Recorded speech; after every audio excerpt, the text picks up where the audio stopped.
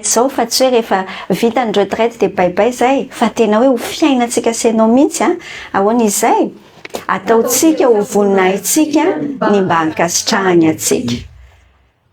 Raha amin'ny teny frantsay de hoe notre ambition c'est de plaire au Seigneur. Ny zavatra kendrentsika voalohany indrindra zany, ny zavatra ataotsika hoe zany mahafiera atsika, ny mahafiera atsika amin'ny fiainana de ny hoe ankasitrahan'Andriamanitra ny fiainako. Eny fa na de mety tsy ankasitrahan'ny olona ary fa rehefa ankasitrahan'Andriamanitra ny ataoko ampiazay. Zay mihitsy ilay tiany tompo hiainantsika senao de amin'ity tsika tamalintsika raha fitiantsika tsara ny zavatra nresantsika hoe tsy possible ho ankasitrahan'Andriamanitra amin'ny fiainantsika raha tsy mandeha amin'ny finoantsika. Hébreux 1:12 zany mbola averintsika kely rehefa avy eo milaza an'izay hoe tsy misy azo atao azahoana sitraka amin'Andriamanitra raha tsy amin'ny finoana. De zay indrindra zany mahatonga ny hoe amin'ity fampianarantsika faharoa ity zavatra resantsika de ny hoe ahoana no hananantsika finoana mahery sady mahomby. Zay zavatra anankiroa zay, sady puissant no efficace, tena mahery fa tsy lozodozotra kely ary misy dikany, misy fiatraikany amin'ny fiainanao aloha fa amin'ny fiainan'ny manodidina anao. Ianao zay mantsy le antom-pitsitsika eto ambonin'ny tany zay, représentant an'Andriamanitra tsika, solo-tenan'Andriamanitra, miandry atsika tena hiainan'izay finoana mahery sy mahomby zay ny tompo. Zay ny resantsika amin'ity maraintsy de ndao indray hivavaka aloha tsika de fampizara an'izay. Andriamanitra ray feno fisaorana anao ny fonay manana an'izao fotoana sarobidy zao. Nomenao maraina tsara tarehy miaraka amin'ny hoe masoandro mibalika, tsy misy hoe mandeha ho azy zany rehetrarehetra zany, tsy misy chance tsara akory fa tena fandaminanao ao anatin'ny fahasoavanao, tsy misy mahamendrika anay tsirairay avy zany fa tena fahasoavanao mihitsy de miara misaotra sy mankalaza anao zahay. Ndreto zay tompo miaraka amin'ny etaetanay tsy anatinay aty, irinay mihitsy ao anatin'izao fisintana retraite izao de tena hoe afaka eninay mihitsy hoe miteny aminay manokana ianao, manokana anay aty ianao satria ianao te haminanay manokana, te hiteny aminay ny am'izay toyan'ny fiainanay tsirairay avy mba ho fantatray tsara fa misy antom-pisina mihitsy nge zay eto ambonin'ny tany fa tsy miainaina fahatany de anio zay tompo te hiaraka hitombo am'izay finoananao zay,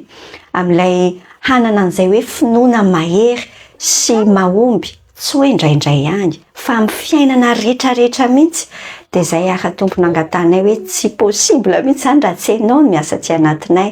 Alefa sy miteninao tompo ary le fonay omano mihitsy zay tianao hoeninay androany ny voarainay tsara de ny fananao ny miasa feno anatin'ity efitrano ity fa ho anatinay tsirairay avy ihany koa. Misaotra indrindra tompo de ataonay amin'ny anaran'i Jesosy mivavaka. Amen. Zavatra mazava aloha raha avako mafy fiainana, oh là là, ane tsy mila tenenina akory zany tsy hoe mafy lafo fotsiny raha hoe ny alafo ny fiainana zany fa zao efa lasa 2 € quelque chose ny litre ny gasoil de gag ianao, zavatra rehetra eto tany zao de lafo be ohatr'izany fa ny fiainana mihitsy indraindray ianao tady ho reraka ambony any fa zay mihitsy ny fiainana zay de aza manantena mihitsy fiainana iamora. Zao ianao mieritreritra hoe manana ny tompo ianao de Jesosy mba ataovy memora ny fiainana, zay aloha le tsy zay vavaka zay efa mivaliny efa hoe tsy, satria efa zay le jaorina 13 ety am'izao tontolo zao ny ahitantsika fahoriana.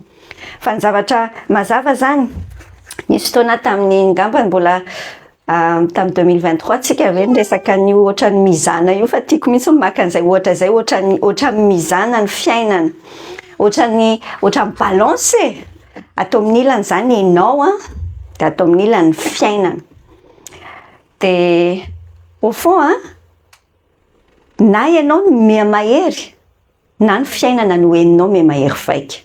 ny fiainana aloha na tiatsika na tsy tiatsika dia mavesatra foana ampoahany fa raha tsy mifanaraka amin'izay koa ianao miakatra tsara manaraka an'izay dia finina fa tsy lalina be mahazo anao misiditsidina be mihitsy ianao any amin'ny jaona toko 7 aitsika ilay tenin'ny jaona mpanao batisa izay hoe izy tsy maintsy mitombo dia za tsy maintsy mihena au fond dynamisme be ohatr'izay mihitsy io fiainana io tahaka an'izay hatrany raha apetraka eo amin'ny balance zany zao ianao ndao hoe saine io fiainanao ao amin'ny ilany le balance Robert Val io zany lanjainao ohatra mandanja siramamy zany se atao amin'ny ilany zany ianao iny fiainana dia atao amin'ny ilany ianao ohatriny ahoana re zany zao mipozin'le balance raha zao tsika senao miteny zao ohatriny ahoana zao le izy le fiainana ave tena mafy be mihitsy dia ianao sidina tery ambony tery indraindray ohatra zany tsika asidiny fiainana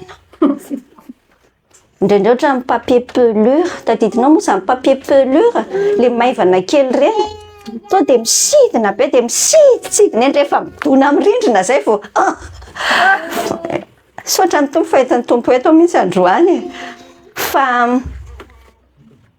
ny tanjontsika zany raha manao an'ity retraite ity tsika maka an'izay fitariketra-piainana hoe ny ho voninahitr'Andriamanitra no ankasitrahantsika ny tanjontsika dia ity hoe farafaratsiny trea mibalanse ohatr'izao io balance io zany ny antsoina hoe mazaka dona sy ety ve zany zao mazaka dona misy olona indraindray ohatrany hoe te hijanona amin'izay état tsy mazaka fiainana izay dia hoe za aloha dia fizay mihitsy zay tsy azo lazaina ninina mihitsy izy fa sao dia tapaka lalan-drà sao dia ohatrany mandeha ambony atody foana miaraka aminy dia indraindray tsika ohatrany hoe za efa zay ohatr'izay tsy souci ohatr'izany mihitsy tsika senao souci mazaka dona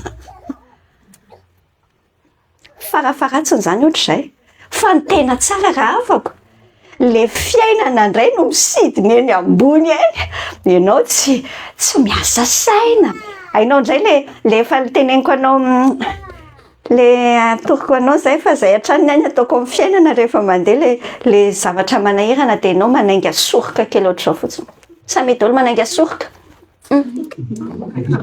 ina hono no miseho ay ok kenao zany ya dia njikany tsy mahataitra anao zay le hoe miaina fiadanana tsara tsika tsy miankina amin'ny circonstance raha ohatra ka mbola le fiainana mavesatra dia ianao vao misidina dia miankina amin'ny circonstance zany fa ianao stable tsara raha vao tsy stable ianao dia rarotiny devoly bref mila mahery tsika mahery amin'inona mahery amin'ny finoana raha avako mahery amin'ny finoana ao mijoda toko fa voalohany tsisy afa-tsy toko anankiray nyjoda fa eo amin'ny verset 20 nyjoda dia zao tsara ny tenin'Andriamanitra hoe nareo kosa ary malala dia nonao tsara nge ty baiko tenenin'ny tompo amintsika ty ataovy izay androsoanareo amin'ny finoanareo rehefa manana finoana fotsiny tsy dia efa mety ok tsy zany fa ahoana le teny ataovy izay androsoanareo amin'inona hony amin'ny finoanareo masina indrindra ianao zany zavatra tenenin'ny tompo zany tsy miainoainy kely eo amin'ny fotsiny hoe amin'le fitenindra malagasy mifandraisana anjara ny zava-dehibe rehefa mba mino dia efa zay rehefa mba makany am-piangonana dia zay rehefa mba mamonjy kely any azolingona dia efa zay rehefa tsy zay se fa tena hoe amin'ny finoanao masina indrindra andao akan'izany defi zany tsika fa tsy natokana ho an'ny tiany zany hoe tiana zany ampitoritory azao filazantsara nareo zany tsy ho an'ny pasteur tahina dia ianina ho anao tsika senao mihitsy ny teny amin'ny tompony tsirairay tena andro farany zao sakaiza za moa teny tiako mihitsy miteny an'izay hoe andao tsika senao agressif atao contre guillemets ohatran'ireny silamo mahery fihetsika ireny fa manina silamo ihany no mahery fihetsika amin'le mahery fihetsika tsy hoe violent amin'ny lafiratsiny zany teneniko anao zany fa le kristianina trop be trop be tsika sety fa ohatrany malefadefaka eny rehefa misy occasion hitenenana an' Jesosy dia fa rehefa orzea hoy any Petera zay hoe afainganina ny fiavian'i Jesosy any amin'ny Efesianina toko 1:10 miara mamaky ingatsika ahoana ny tenan'ny tompo farany mahereza ao amin'ny tompo sy amin'ny herin'ny faherezany.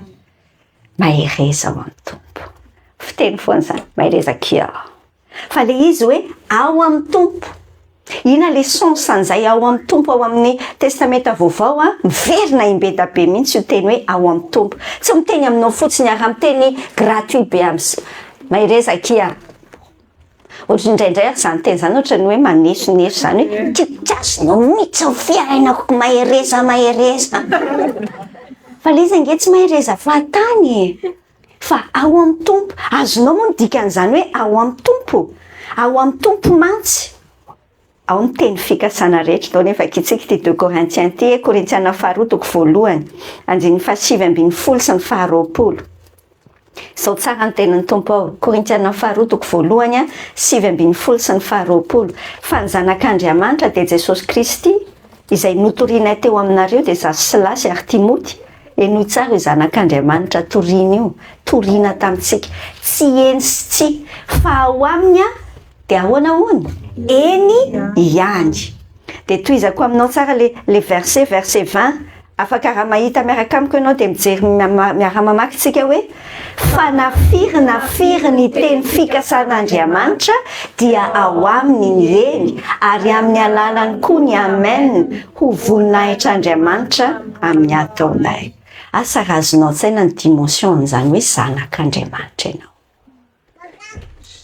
Zany ny tenin'Andriamanitra tsisy kianina tsisy atao iny zany teny zany fa tonga dia goana be fotsiny nafiry manomboka any amin'ny Genesis hatrany amin'ny Apokalipsy zay promessin'Andriamanitra fantatrao mpandinika ny tenin'Andriamanitra milaza hoe any amin'ny 6 000 7 000 promesiny ao anatin'io baiboly io. Tsy laniny se zany se mandra-pianany se tao ambonin'ny tay ny se ohatra ny mbola mety Isaia 41:10 any ny sehatra eo zany ary zao mety tsy ainse akory. Aza matahotra ianao aza merikerika foana zany Andriamanitra ao.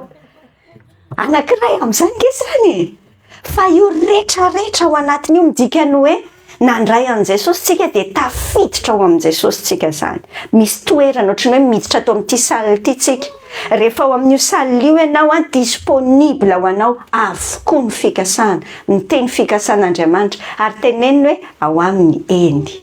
Tsy misy hoe eny sy tsy eny. Amen. Ho tanteraka aminao. Azo antoka ho an'ny olona rehetra izay mitoetra ao amin'ny tompo. Zay le raha ao anatin'ity fandehany ity raha ohatra ianao ka mivoaka any ivelany any zao dia raha saintsika zany hoe ato le ao amin'ny tompo dia tsy afaka ho anao le izy. Indraindray tsika sy ianao misy zavatra mahadisipaika atsika mihitsy amin'ity fiarahana amin'ny tompo ity fa mieritreritra tsika hoe tokony tonga dia mety foana le izy amin'ny fotoana rehetra fa le izy ange rehefa mitoetra tsara ao amin'ny tompo. Ny saluanao ny famonjenanao tsy à remettre en question zany rehefa nandray marina an' Jesosy ianao. Zay lazaintsika sy ianao omaly antitra anteritsika hatrany.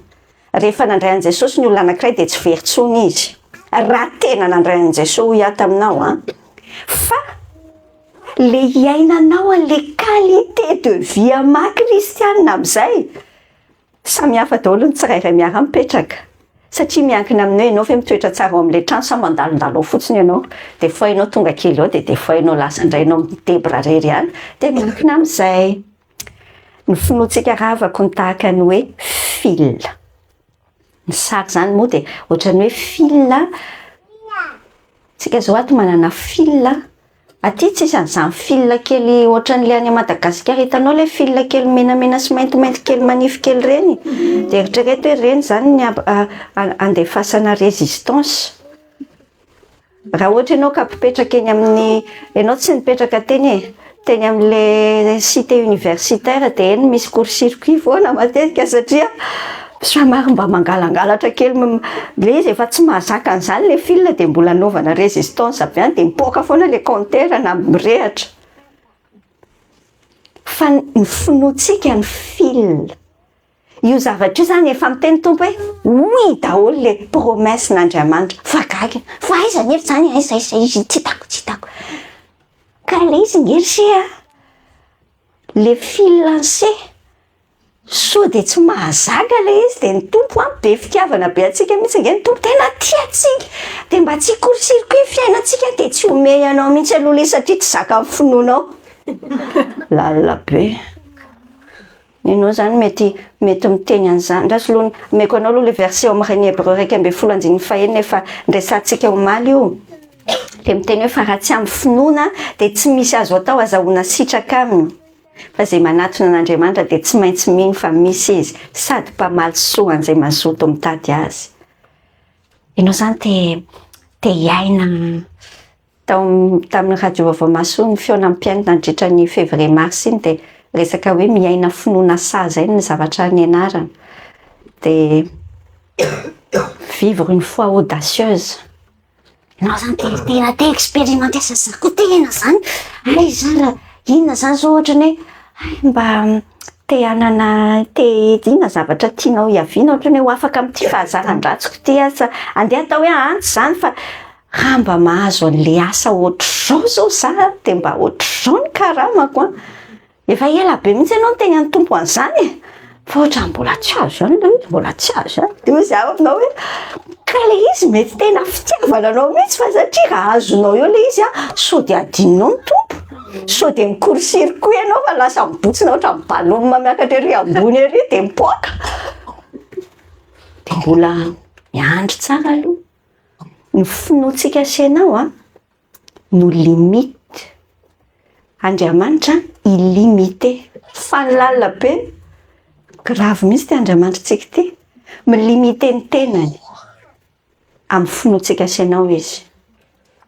teanao zavatra goavana satria Andriamanitra goavana nge ny Andriamanitra tsika fa so de eritreretinao hoe atonao anaty boaty kely fa teanao zavatra goavana izy kanefa tsy mahita finoana goavana izy de tsy maintsy arakarak'izay dozy ny finoanao no andehanana io zavatra io ny finoantsika senao no mametra ny asan'Andriamanitra eo amin'ny fiainatsika de amin'ny tean'ity zany tsika te hiaraka hitombo amin'izay hoe anaotsika hitombo amin'le finoana mahery sady mahomby. Ahoana ny ananatsika senao an'izany finoana mahery sy mahomby izany? Misy tena ny tompo ao amin'ny Matthieu ao toko 7:10 ary amin'ny 9:7-20 zao tsara ny tenan'i Jesosy hoe ny mpianatra zany nakao amin'i Jesosy mangingina satria film aseho tamin'io avy teny an-tendrombohitra Jesosy izy telo mirahalahy fa ny mpianatra hafa tetỳ ambany tetỳ naton'le olona zay mpianatra hoe ny zanako zalahy tena demoniaka be mba sitrano zalahy efa nanao fanasitranana mihitsy efa nandeha ny film hoe ny rahan'i Jesosy 2 par 2 de nanao fanasitrana fa tsy nety afaka le demonita amin'le zaza de tonga Jesosy avy tany ambony tany de nanatona le ray mpianakaviana hoe mba raha mety anao sitrano ny zanako de sitranany tompo de iny amin'izay mpianatra zany fa ohatrany oeaoeaka kely Jesosy nakao amin'ny mangingina fa maninona zay tsy nahavoaka an'iny de hoy tsara Jesosy taminy no ny fahakelezany finoanareo fa lazaiko aminareo marina tokoa izy fa raha manana finoana ohatra ny voatsinampiray azy nareo ka hiteny amin'ity tendrombohitra ity hoe mifindray ery de hifindry izy. Inona zavatra farany teneniny amin'io raha afaka voavakinao ve le phrase farany ary tsy izy tsy ho hainareo atao. Grave nge zany tenin'i Jesosy zany tsy dessin animé nge zany tenenin'ny tompo zany tsy izy tsy ho hainareo atao. Le tena mpianatra zany hoe tenen'i Jesosy hoe no ny fahakelezany finoanareo fa avy eo andraso aloha tsy mpianatra miteny an'io zany fa Jesosy fahakelezany finoanareo de avy eo nefa ny tompo miteny hoe raha manana finoana ohatra ny voatsinampi drany ohatra ny ahoana zany teninao zany tompo miteny izy hoe kely be mihitsy finoanareo ry zalahy de nefa izy avy eo miteny hoe fanakely voatsinampi zany ny voa farany kely indrindra tamin'ny fotoanany zareo fantatra ry zareo tamin'izany voan-javatra kely indrindra le voatsinampi na kely ohatr'izany araka eo izy ka miteny amin'le tendrombohitra nareo hoe mifindray ery de mifindra Inona zany tenen'ny tompo amintsika amin'izany? Tsy le habean'ny finoana, satria impirimpiry ianao no miteny hoe mbola kely finoana ohatrany mijery neny hafa ianao dia mieritreritra be finoana be dia indray ianao fa mitsetsetra eo am-pitoerana eo. Le izy nge tsy question ana habeana finoana fa question any hoe miankina amin'inona ny orenan'ny finoana se. Zay lay izy efa tenentsika omaly zay. Ny finoana mampatanjaka azy dia ny objet an'le finoana. Ny objet an'le finoana hoe mipetraka aiza. Fa ndeha ataontsika hoe ianao zany zao mipetraka eo amin'io seza io ianao zany hoa. Tena mino ianao ientso zao mampiakatra tongotra tsara eo ambony seza. Mahafinaritra be, milamina tsara indray fa aza tena manana finoana tsara mihitsy izy hoe mahazaka azy total io. Any mino an'le seza izy. Eritrereto hoe baoritra io seza io. Baoritra bangany ao anatiny, foana, tsisy ninino. Dia eritrereto ange hoe manao pôzy ohatr'izao hoe pôzina seza fotsiny zany le izy fa vita en carton. Dia ohatrany ahoana ny pôzy? Andeha ataontsika hoe mety mbola tsy tena mavesatra tsara fa fanantenana nipetraka eo. Mavesatra kokoa fanantenana. Dia ohatrany ahoana ny film? Na miteny ary izy hoe tena mino jery an'le seza izy zany. Mety ty. Mino fa mazaka ty. Le izy nge tsy le enao midikany hoe mino tsy hoe enao mieritreritra mafy be an'le izy mety ty. Zany ny développement personnel fa lazaiko an'se. Atao zay misy ok positive eo. Nga io mety amin'izany positive eo zany fotsiny sia. Fa raha ohatra ka baoritra be io ka na positive enao tahaka ninona azy. Dia rehefa mitombony eo ambony le izy ianao dia mety daholo fotsiny sisa ny hafa rehetra. Fa mazava fa tsy hazaka. Fa ndikan'le hoe manana an'le finoana zany tsika senao le finoana mahery aiza no mipetraka. Andao adiniantsika tsara. Tena ao amin'ilay Andriamanitra mihitsy ve miankina be mihitsy amin'ny fahalalany se hoe fa iza ny Andriamanitra se ty? Iza ny Andriamanitra ao? Impirimpiry misy olona rehefa mivaolana tarbe eo amin'ny radio Vomasoa dia misy miresaka an'izany. Manonteny hoe eto ambavaka fa tena matahotra be mihitsy amin'ity misy bevoka maromaro tsika zao ato. Amin'ity teraka ity dia ahoana raha zao dia Indraindray mety hoe masika ve miteny an'izany an'le olona fa miteny tsotra mihitsy hoe fa iza moa ny Andriamanitra ao ty? Fa iza nanaiky nampisy an'io zazy io tao anaty kibonao. Ndikany any amin'izay mihitsy zany hoe amin'ny fiainantsika rehetra fa iza ny Andriamanitra ao. Tsy miankina amin'ny habe amin'ny finoana fa miankina amin'ny hoe iza ny orenany. Ka raha ilay tena Andriamanitra rain'i Jesosy Kristy, tompony univers, lazaiko anao, azo antoka tsara. Mila mitombo tsara amin'izay ianao. Ny zavatra resahantsika sady mampatsiany amin'ny taona lasa tsika raha efa teo ianao tamin'ny taona lasa. Antaniko anao tsara hoe fa mandaitra ve ny teolojia anao ty sa ahoana? Lazaiko anao fa ça sert à rien, tsy mila mivavaka zany raha ohatra ka tsy andaitra. Ameo fanamby mihitsy zany ny fiainana hoe tsy manaiky an Jesosy raha tsy misy fiantraikany amin'ny fiainako ty. Ny teolojia anao inona? Fa ianao nge fa ohatrany ela beko ianao vao kely dia seko lelady dia makatsy makaroko ny le nanao testana le nanao kilalao mahafinaritra be tsika la efa hainao ne juste fotsiny manao rappel lesaka hainao io baiboly io amin'ny ankapobeny au moins ny vérité générale ao anatiny io hainao. Motsy zany hainao zany zao ohatra hoe Jesosy zany zao raha miteny anao hoe inona zao ny teny voasoratra ny amin'ny Jaona toko 9:12 mety tsy hainao tsy enjery ngambo zany fa raha teneniko anao fotsiny voalohany dia hainao zany fahazavana hainao. hainao le temin'ny tompo raha miteny azy jaona toko 7:11 na hainao ina zao zany lalana hainao raha miteny zany tsika hoe eny e hainao fa izao ça veut vraiment rien dire tsy midika ninina mihitsy zany tsy manova ninina amin'ny fiainantsika ny fahalalantsika fa Jesosy ny lalana fa ndao hianatra amin'ny Davida hoy tamin'ny taona latsika nanindry tsara an'ity fa tiako foana koa mampatsiano tenako misy koa dia fampatsiahivoko an'le izy Salamo 7:20 fa maninona nandaitra tamin'ny Davida tsara jerenao nge ny fiainan'ny Davida azy amin'ny anjeny voalohany hatramin'ny 7 amin'ny Salamo 7:20 le vakitsika zao le soratra hoe nataon'ny Davida Jehova hoy izy no fahazavako sy famonjena ahy iza no atahorako Jehova ny fiarovana mafy ho any aiko iza ny ango vitako jerenao nge fomba fiainany azy raha ohatra zany natao amin'le balance ny resantsika teo Davida dia hoy izy amin'ny verset 2-3 raha manatona hinana nofoko ny ratsy fanahy zay fahavaliko sy rafilahiko dia izy ihany ny tafitohana efa manatona be mihitsy zany le berger allemand be tena fa i Davida manainga soroka kely tsy taitra tsy mistress tsisy inona mihitsy fa tsy taitra hay tsara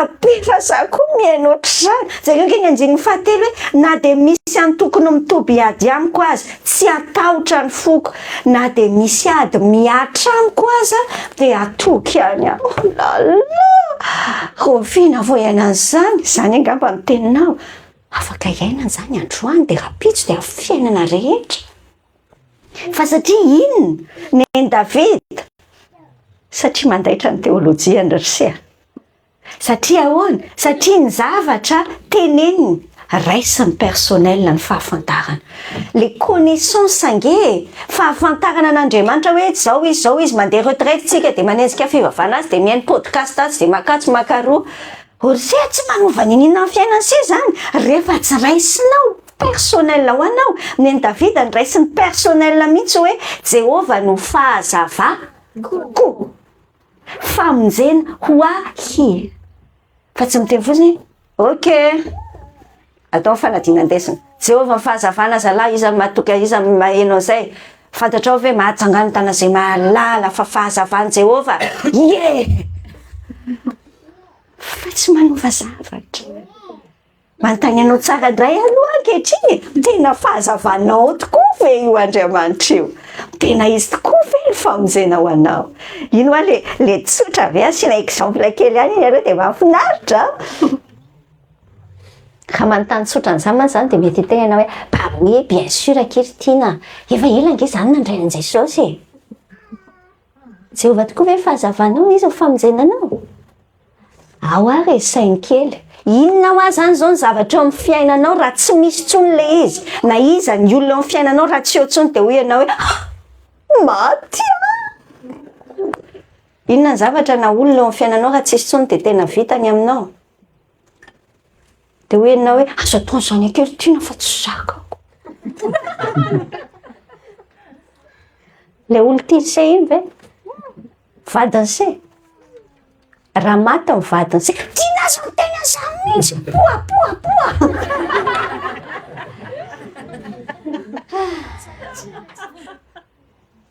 fantatrao moa fa izy zany amin'ny fotoana anankiray tsy misy maniry an'izany fa lazaiko anao fa mandra-pahatonga ny fotoana hoe afaka ianao fa tsy olona io na io zavatra io mety hiteny ianao hoe inona zany raha ohatra zao ka miala amin'ity asako tsara tena misotra Jesosy fa tsara be le asako fa raha io tsisy eo tsony vitany amiko fantatrao moa dikan'izany zany ny salamo ataonao jusqu'à maintenant hatreto dia hoe ny asako ny famonjena ho ahy ny vadiko ny fahazavako osia amboarina raha manao an'izany sekely dia sady étouffé ianao miétouffé olona ianao sepotra dia sady manepotra olona fa tsy zany ny fiainana tena Andriamanitra feny Andriamanitra ao le raharaha lazaintsika tsy hoe rehefa miny dia mety foana fa le hoe iza tsara le objet amin'ny finoantsika. Mampatsiahy antsika tsara ny jaona toko 7.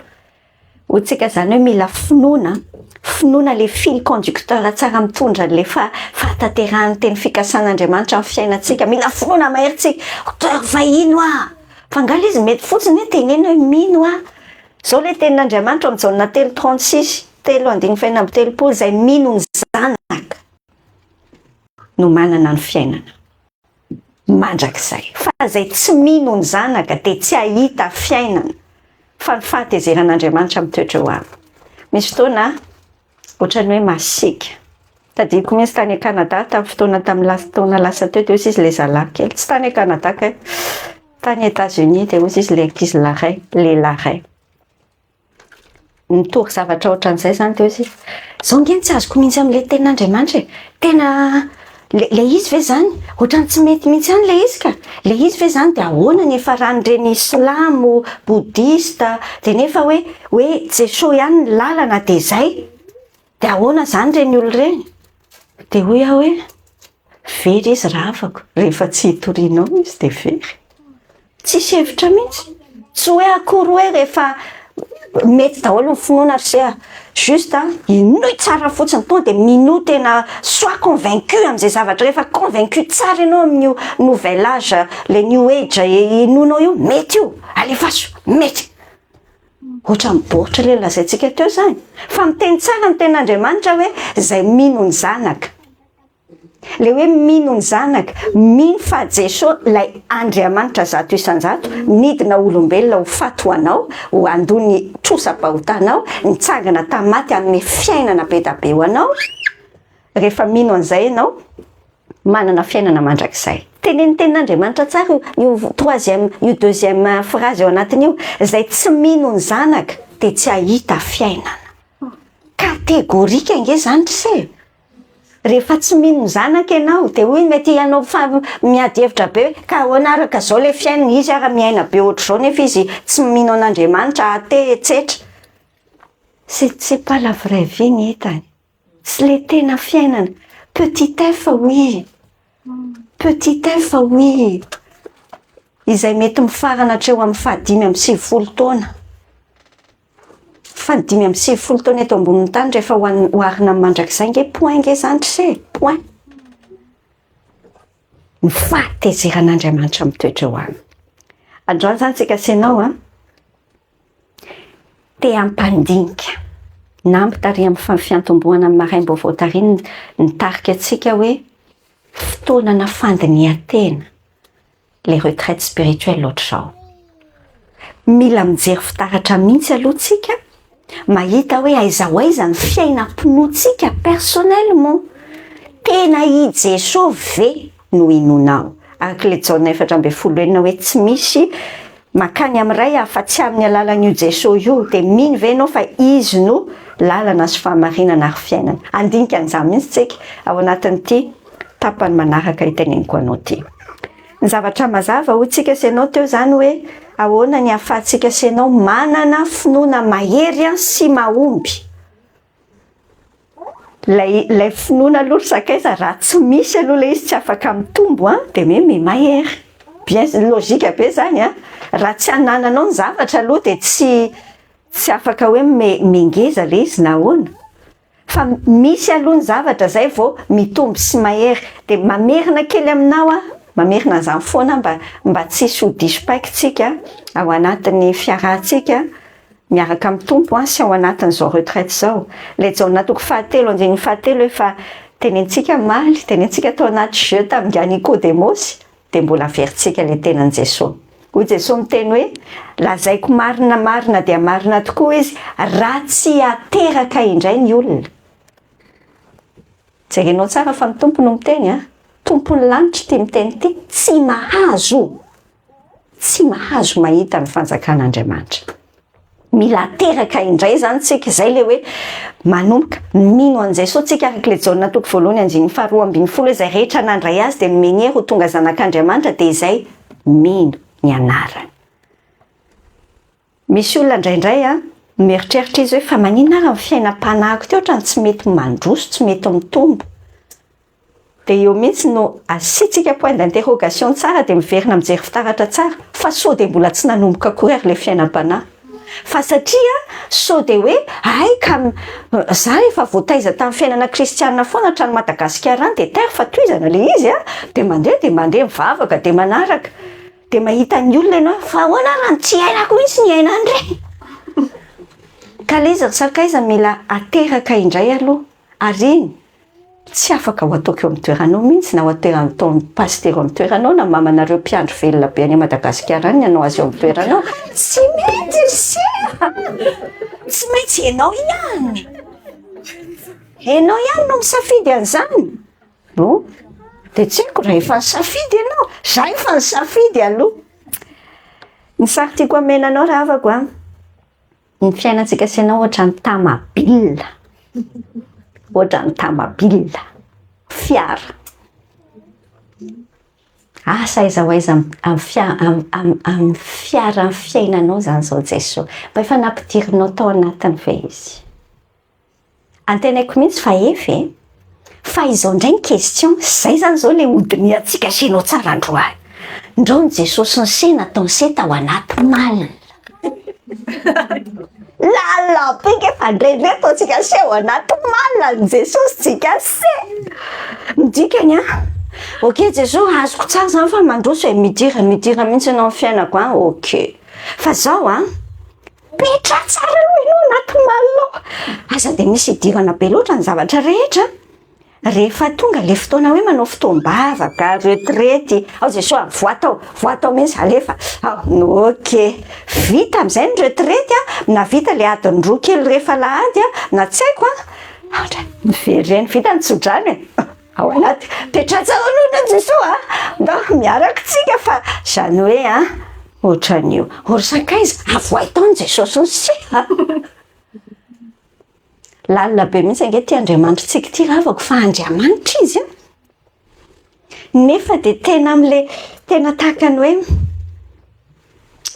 milefitra be mihitsy miaraka amintsika milefitra be zany izy miaraka amintsika tena misy fotoana tsy hoe pehany ratsy le fomba fiteny hoe pehany fa tairiny mihitsy ianao ahitsy ny kapohany mihitsy mba tonga anao mahitsy fa so ihany tsika fa mipetraka tsara eto zao dia misaina hoe Jesosy so dia mba ao anaty malina ary ianao ty fa misy fotoana koa tsy ao anaty malina ny tompo fa tena au volant fa mahatsiaro be anahy taloha hitanao za zany taloha rehefa miara-mandeha zay mivady mandeha tomobile za zany mipetraka ao aoriana na mipetraka eo amin'ny siège ny eto amin'le passager eto akaiky eto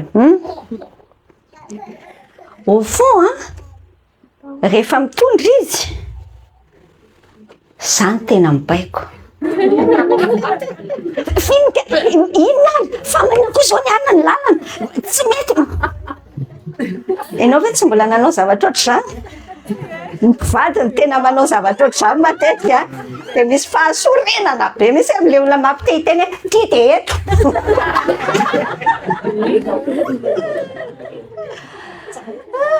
ory sakaiza fa indraindray ohatr'izany mihitsy mipaozitsika se miaraka amin'ny tompo oui tena Jesosy mihitsy ny asa taontsika eo amin'ny volant fa hoentin'ny tompo makany amin'le fifamelan-keloka amin'le havana ariana any no Jesosy fa iny ty hoaizy ianao zany andeha hipardonner an'le olona ritsika non Jesosy pasa tsy izany kosa zavatra fa hitondrana fa aiza kosa dia ohatr'izay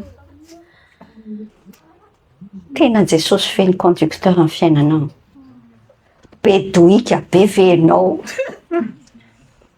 tsika senao te hianatra anana finoana mahery sy mahomby ahoana ny ampahomby anio rehefa tsika senao tena hoe surrender iny zany mandeha ho ambaniny Jesosy zay teneny dia tsy be doika ny zavatra andiniantsika amin'ny fiainantsika zany amin'ny tany ity isaintsika hoe aiza ho aiza eo amin'ny fiainantsika tokoa raha zany ny ametrahantsika ny Jesosy fa miankina amin'izay risakaizany kalitao amin'ny fiainantsika aiza ho aiza eo amin'ny fiainantsika ao amin'ny Kolosiana toko voalohany ao eo amin'ny andininy 7:7 sy 8:10 hoy tsara Paoly apôstôly ao amin'ny Kolosiana toko voalohany 17 sy 18 hoy ny teny hoe Jesosy izy mitalohany zavatra rehetra, sady ao aminy no aretany zavatra rehetra, ary izy no lohany tena dia ny fiangonana, izy no voalohany dia ny lahamatota amin'ny maty mba nantoyany ho lohany amin'ny zavatra rehetra izy.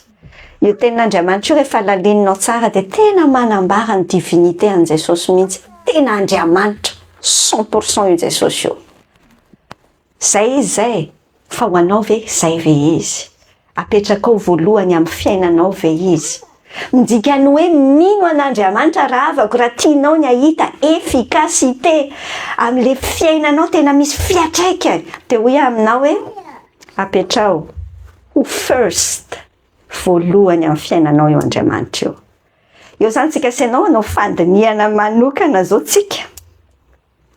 Fandinihan-tena zany zao ny ataontsika ao anatin'ity zavatra manokana toy any lazaiko anao ty. Voalohany eo amin'ny fiainanao ve Andriamanitra? Dia le terme zay mihitsy no raisitsika. Le hoe first. Amin'ny teny anglisy izy hoe first. Dia alaitsika le F, le I, le R, le S, le T. Tiako tadidinao ohatran'izay, afaka atao amin'ny tanana mihitsy koa first, zavatra anankidimy. Reto zavatra anankidimy reto no andao ho verifientsika. Rehefa mandeha amin'ny fiainana ianao dia tadio, hay, first mihitsy ve zany Jesosy ko zany. Iresakitsika senao ny amin'ny vola, finansanao, finances, first amin'izany ve ny tompo. Iresakitsika ny amin'ny interest anao, centre d'intérêt anao, voalohany amin'izany ve ny tompo. Iresakitsika ny amin'ny relationship anao, midikany ny relation anao, fa any angely izy angely sakaiza tsy resaka fotsiny soavy amin'ny baiboly, daovy mivavaka ny ampianaran'ny tompo. Amen. Tsy zany sakaiza ny fiainam-panahy, fa fiainana isan'andro. Iresaka schedule tsika senao, iny zany fampiasanao ny fotoananao. Ary iresaka ny trouble tsika, tena ahitana hoe miaina finoana mahery sy mahomby ianao ao anatin'ny fotoanan'ny problema ary sakaiza. Ao zany zao tsika andeha hijery fitaratra, samy manaiky daholo zao hoe hijery fitaratra. Midikany hoe mijery fitaratra, tsy hoe mijery eo ianao dia mahita ny dadato anareo. Way dadato, tsy ohatr'izany midika mijery fitaratra. Mijery fitaratra sy mira ianao ny hitanao ao. Any zay zany zao tsika samy mijery ny telo zao fa tsy mieritreritra hoe ay, ranona mihitsy sady tianao commenta kely akaiky, ianona mihitsy aky izany. Non, tsika se. Ndao ary jerentsika senao ny voalohany. Finance mihitsy ry se voalohany. Iresaka an'izay tsika hoe voalohany amin'ny fiainanao ve Jesosy. Rehefa miteny mamesaka an'izany question zany angely dia tonga dia mampiteny bah ouais, bien sûr, yeah, sure, tsy haiko daholo izay filazanao azy. Fa izy angely tsy tenenao ohatrany fotsiny. Ny ahafantarana mihitsy hoe voalohany amin'ny fiainanao Jesosy dia ny portefeuille anao. Raha voaka kely zany zao hoe inona daholo no nandaniany se vola. Zany angely dikan'izany se. Dia ohatry ny ahoana. Zany hatrany moa ilay tenenina hoe ny tena ahitana hoe tena converti ny olona anankiray rehefa converti ny portefeuille. Lalabe, daholo resahany. Enonao ny tenin'Andriamanitra. Matthieu 6:24. Tsy misy olona hoe ny tompo mahay manompo tompo roa, fa ny anankiray ho alany ary ny anankiray ho tiany, ny anankiray ho ombany ary ny anankiray ho amavoiny. Dia tenenin' Jesosy tsara, tsy mahay manompo an'Andriamanitra sy mamona ianareo. Tamin'ny fotoanan'ny Jiosy tamin'izany dia azony zareo tsara tsika senao mantsy amin'izao ohatrany hoe mety zany sady manompo ny tompo ihany no okeny vola tsy maintsy haitsika tsara, tsy maintsy tedavina tsara ny vola, za tsy mitenanao mihitsy aza mitady vola.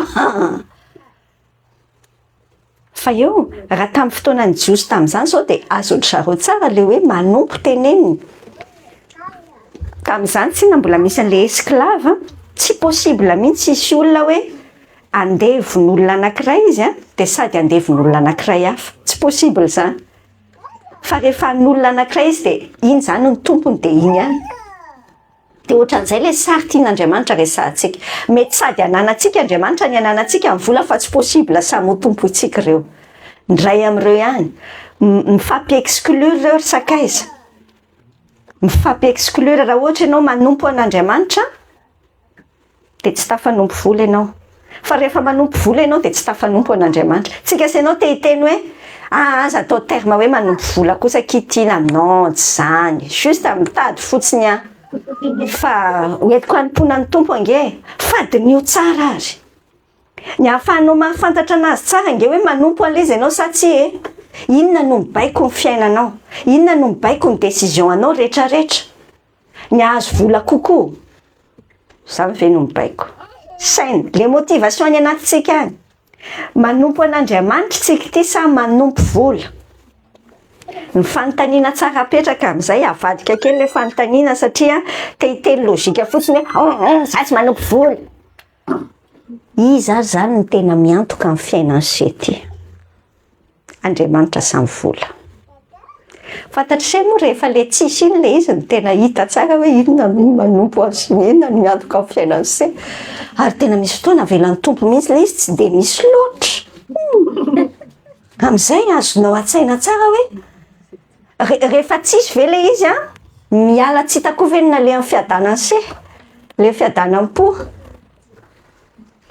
Fa raha zany mantsy ilay izy dia iny zany no tena mpiantoka an'ilay raha manga. Oravako, Andriamanitra miantoka amin'ny fiainany se samy vola.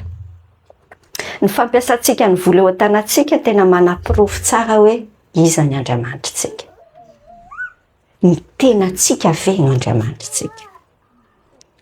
Io moravako sofa misy fotoana ohatr'izao dia afaka mifampatsiady, mifampahery. Fa risika ngeza be aty amin'ny tany misy anareo. Rehefa misy io vola io dia tena any anatin'ny saina zany hoe je peux faire ce que je veux. Afaka mba manao izay tiako kely Fa azafady rehefa tsy zany ange ny antony fisian'ny vola e.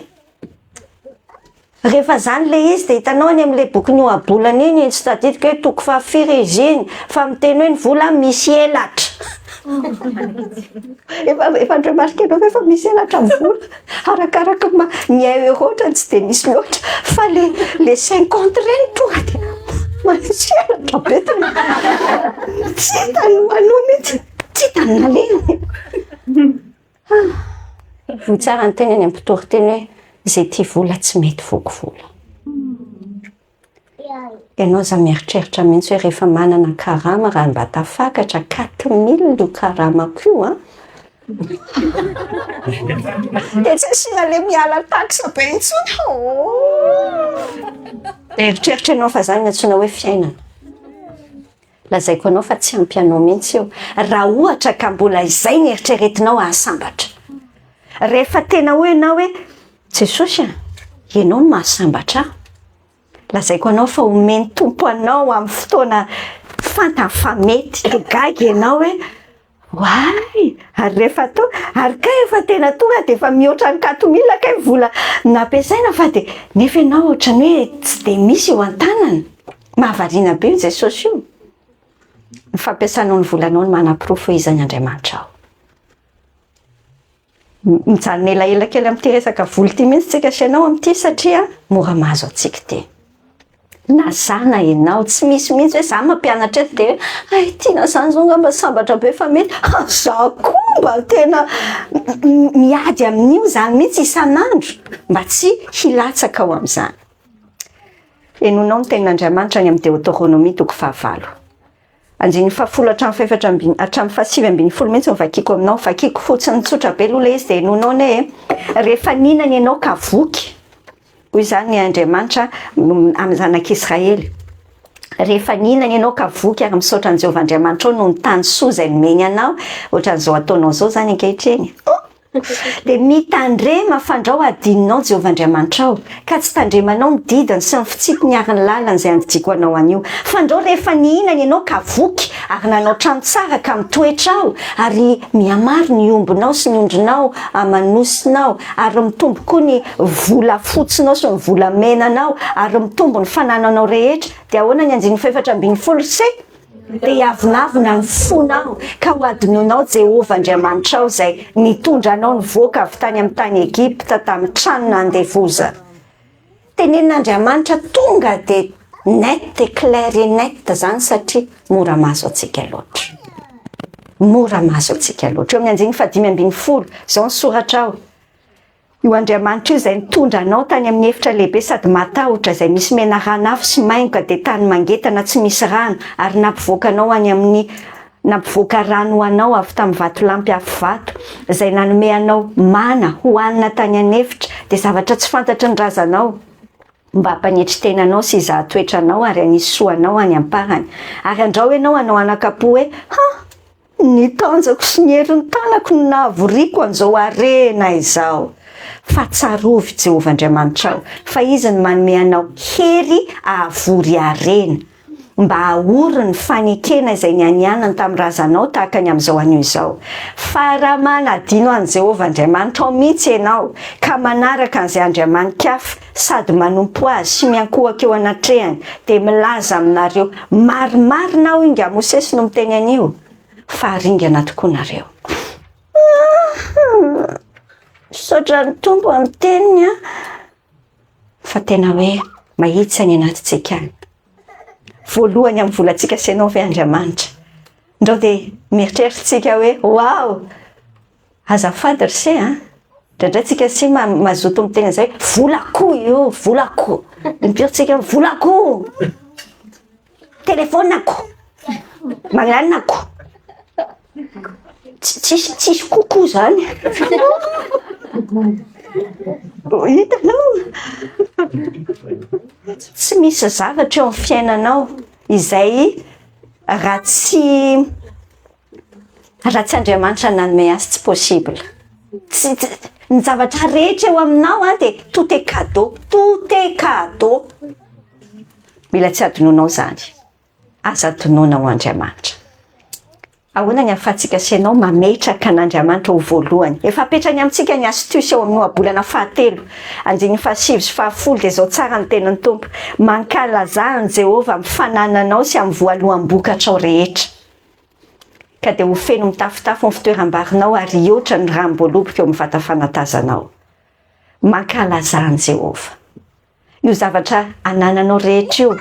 Mety hoe tsy resaka vola ihany fa izay fanananao ny fahaizanao ny zavatra rehetra fa volanao io surtout anontany kely ankalazana ny tompo ve zao zany ty zay critère entina ianao vao misy zavatra hitanao ao mivoaka tokony ananako indray ty tokony ananako ty anontany io aloha ny tompo ankalazana ny tompo ve zao zany io fa tsy manango ny zavatra fotsiny eto tsika. Le tenan'ny tompo milaza hoe amin'ny voalohambokatrao. Hitanao ty Andriamanitra ty le mankalaza azy amin'le fananantsika atao voalohany izy. Zavatra tena mora mahazo antsika, tsika rehetra mora mahazo antsika mihitsy hoe raha misy ambony vola io dia alefako le ary. Tsy zany ny système. Fa tena midiscipline ny tenantsika mihitsy tsika ary izay indrindra le teny any amin'ny Deutéronomie iresaka 10 aminao zao fa aza taitaitra mihitsy ianao apafolo karena resako aminao. Tenin'Andriamanitra ny resantsika Deutéronomie 4:20 verset 22-23 izao ny tenan'ny tompo. Phrase anankiray ty 2:20 hatramin'ny 3:20 ty lava be le phrase fa kiko ray manontolo fa le voalohany sy le farany tazomitsika senao tsara fa tsy mitovy le fomba fampiarana azy amin'ny endry zareo tamin'izany fotoana sy ny ankehitrinytsika fa ny prinsipa mijanona rahavako hoy tsara amin'ny teny hoe aloavy tsara ny ampahafolo ny vokatra rehetra avy amina fafinao. Dia mitantara amin'izay izy ny vokatra ny etsay isa-taonao keo anatrehan'i Jehovah-Andriamanitra eo amin'ny tany izay hovidiany ampitoerany ianarany hinananao ny ampahafolo ny varinao, ny ranom-boalobokao, ny diloilinao ary ny voalohany teraky ny ombinao sy ny ondry amanosinao. Fandonga vakitsika le teny farany indrindra ny tery amin'ny voalohany zany miteny hoe aloavy tsara ny ampahafolo ny vokatra rehetra. Dia inona ny antony anaovana an'izay? Satria Andriamanitra mahantratra kely ka mila omenao zavatra? Tsy zany, tsy ho an'Andriamanitra mihitsy ange io e. Fa inona ny toy an'ilay izy hoe mba haninona? Mba hianaranao atahotra ny Jehovah Andriamanitrao mandrakariva. Hianaranao atahotra n'Andriamanitra ny antony anaovana an'izany. Fa tsy hoe akory filiriny, tsy hoe legalisme koa hoe efa tsy zany tsony ankehitriny amin'ny filinina zao Olsea. Raha mitenitsika ny bokon'ny Romana hoe tsy ambany lalàna isika fa ambany fahasoavana.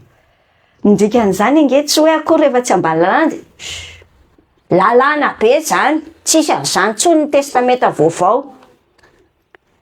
Ny dikany hoe ambany lalàna tsy 10e ny alohan'ny se zany fa 90e.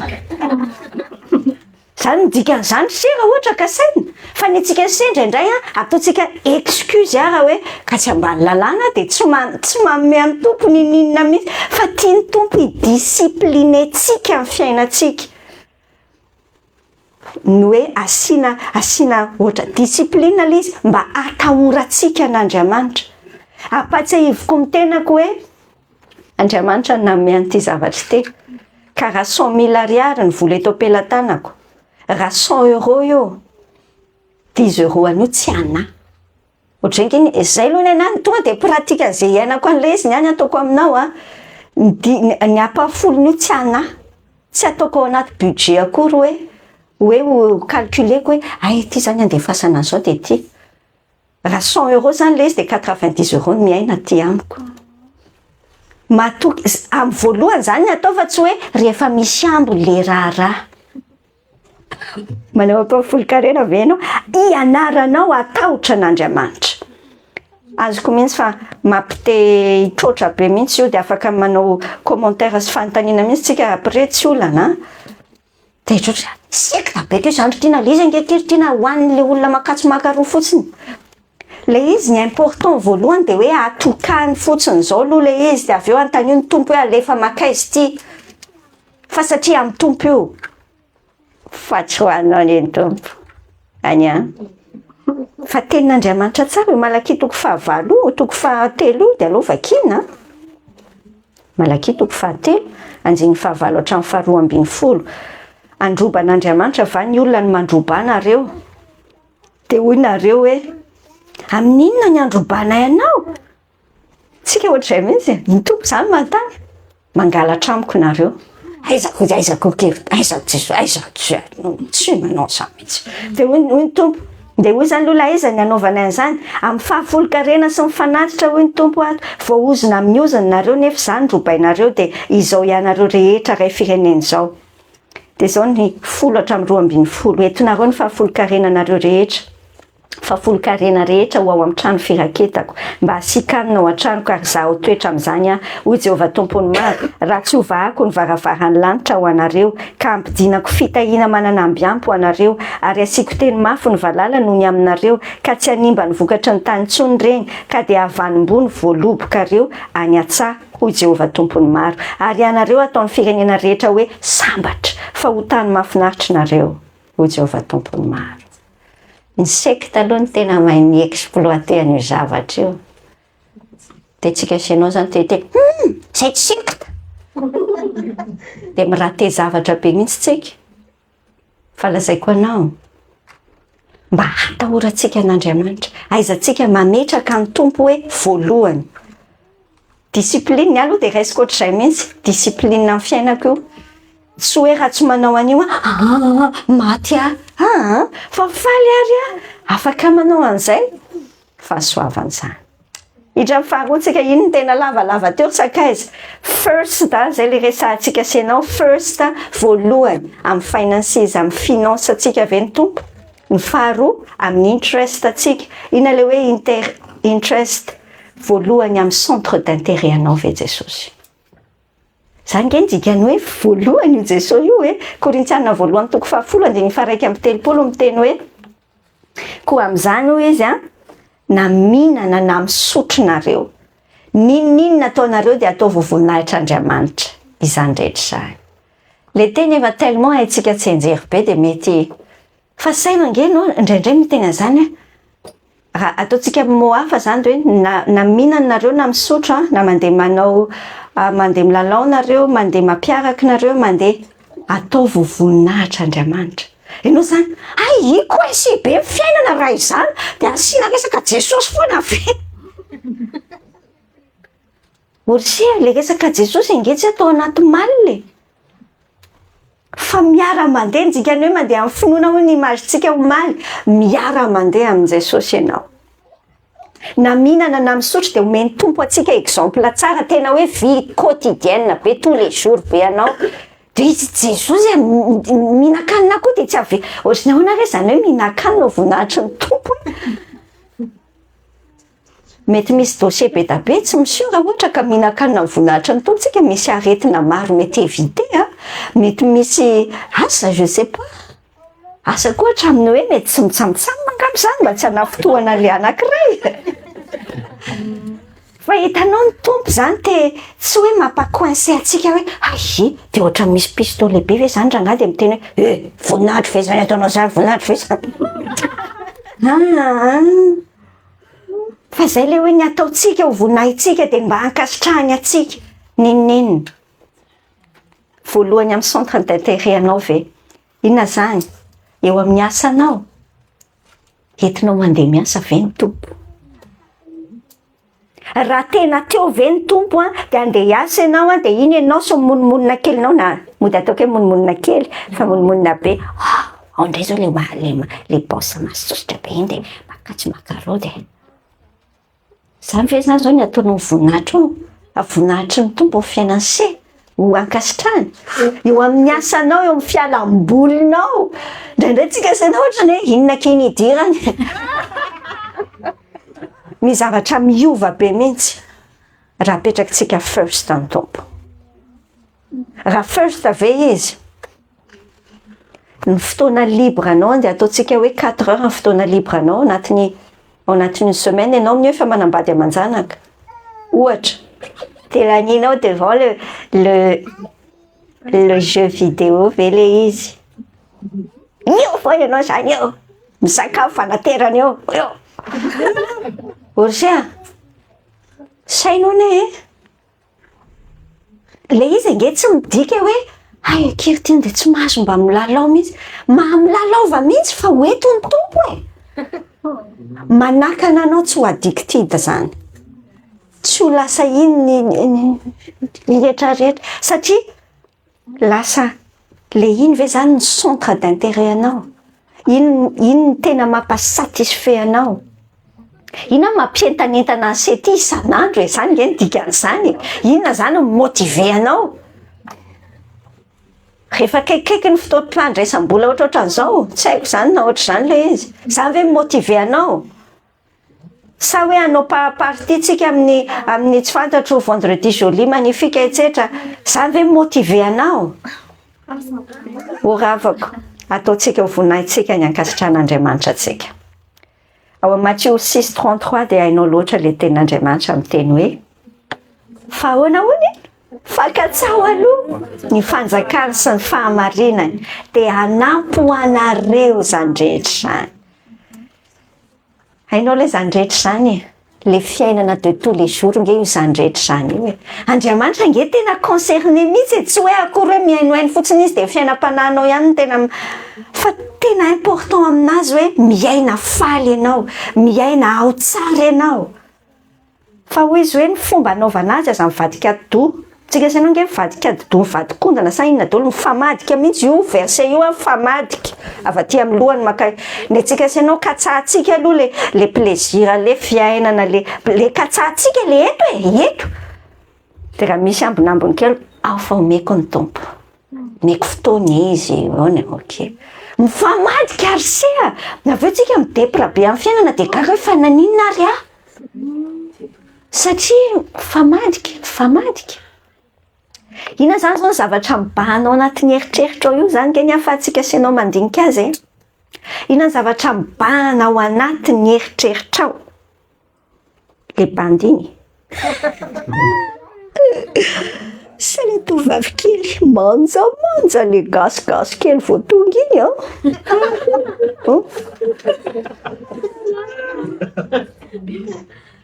inona ny zavatra vakinao zany nge le centre d'intérêt rafako inona ny zavatra henonao inona ny zavatra resahanao andao mihitsy aloha mandinika zay manzany zao le fotoanantsika mandinika kely ary amin'ny farantsika dia tena aka fotoana ihany iresaka an'izay mihitsy fa alefatsika mandely mihitsy aloha le izy dia avy eo resantsika kely maka fotoana mandinika inona ny zavatra mibahanao anatin'ny eritreritra ao zavatra vakinao mazana moa dia misy olona trano manontany an'izany ohatra resaka hira zao tontolo zao ohatra dia misy manontany an'izany vao aingana zany miteny fangamoa fahotana le mihirahira n'izao tontolo zao le mba le izy tsy le hira tonga dia ampoule be reny fotsiny fa azafady fa tena tsy hitako mihitsy moa zany tena hoe inona le anton'le hira fa dia filinina le olona filinina fa ndeha ataontsika hoe mba hira-pitiavany fa manina nefa raha mba miran'le hira-pitiavany reny ny azy zao raha afaka ny fomba maliko azy tsotra za koa ne taloha mba tena tiako zany fa rehefa azoko hoe tsy fantatra hoe roviana ny miala eto fantatra hoe kay mission goavana be mihitsy ny apetraka ny tompo amintsika tsirairay goavana be nge zany ambassadeur ny tompo zany ambassadeur goavana nge zany manana mission mirepresente amin'ny tompo amin'ny fotoana rehetra manana mission hoe ataoko voninahitro no ankasitrahany dia inona za manokana aloha raha afako dia tsy mandany fotoana mihitsy na dia ray segondra ary mihirahira izay ny fanontaniana apetrako amin'ny hira dia ity mampandroso ny fiainam-pahamasinako ve io ozy angamba ianao hoe teraka indry teritriny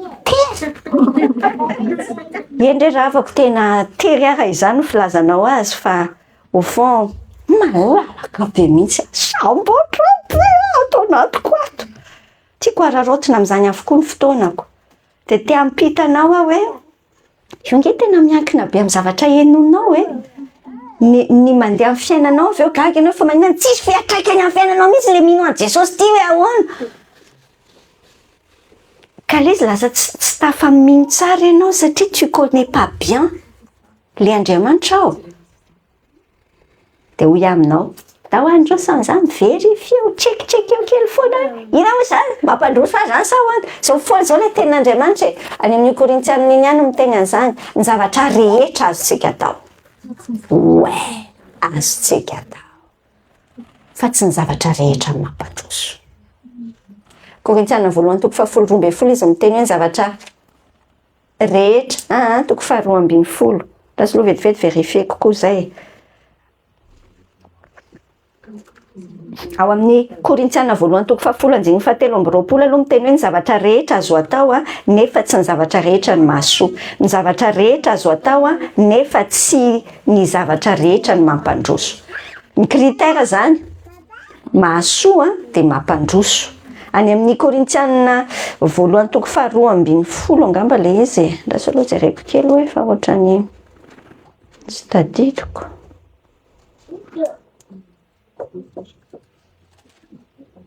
toko 12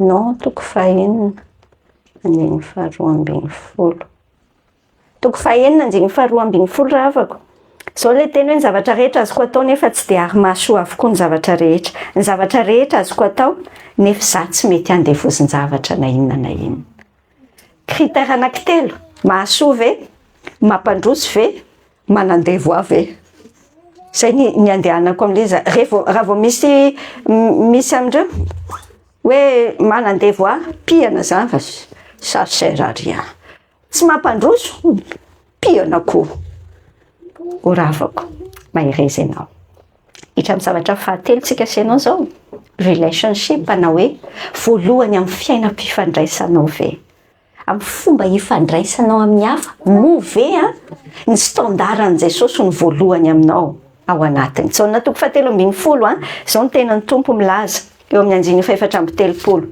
didy vaovao izy no meko anareo dia mba hifankatiavanareo eny ao ka ho tahaka ny tiavako anareo no mba hifankatiavanareo kosa ao zany tsika mijery fitaratra le hoe mifankatingy rehefa ohatr'izao nge dia mety be foana le izy indrindra hoe roa kely 3 andro ohatr'izao vita ok fa ataovy amin'izay ara le mpiara-monina aminao le miara-matory aminao le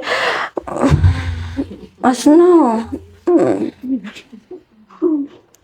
rehefa mahita an'le fahalemeny ianao mahita an'le fanafitoina nataony mahita ty ve tsy efa tenenina foana fa mbola ohatr'izany ohatsia fa miditra ao anatin'izany mihitsy nge avoay ao anaty malina indray aloha ny Jesosy se amin'iny any zay zavatra tiany Jesosy ve ny manan-danja indrindra aminao anatin'io fifandraisanao io zany ve ny fenitra sa hoe ianao hoe mbola le manao doika be foana ka izy kosa ohatr'izao ka izy fantatrao moa fa fanain'ny tompo mihitsy hoe io le kambana aminao le dada aminao le vadinao le Jesosy fa manene indrindra hoe famiatsika